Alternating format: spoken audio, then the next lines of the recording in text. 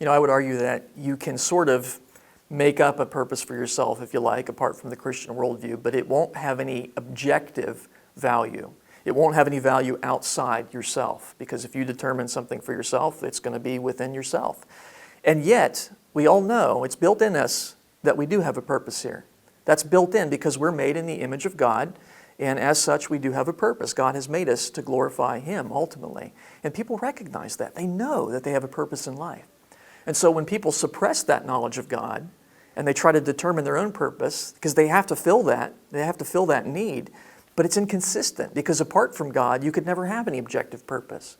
I think of someone like Richard Dawkins, who the atheist who goes around teaching people that they ought to be atheists too, and isn't it wonderful to be an atheist? I mean, here's a man who's convinced that it's his purpose in life to convince people that there's no purpose in life.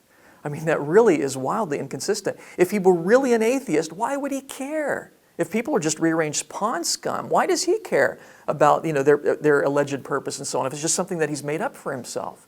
And so you see what that does is it shows that even Dawkins in his heart of hearts knows that he's been made in the image of God and that God does have a plan for him. So isn't that interesting? It's only in the Christian worldview that we can have actual hope and meaning and purpose in our life. And of course, it's only in the Christian worldview that we have the hope that despite the fact that we've violated God's moral code, that He is willing to pay that penalty for us, thereby serving justice, and yet we receive His mercy and His grace and can spend eternity glorifying Him. And that's the only objective purpose that really mankind actually has.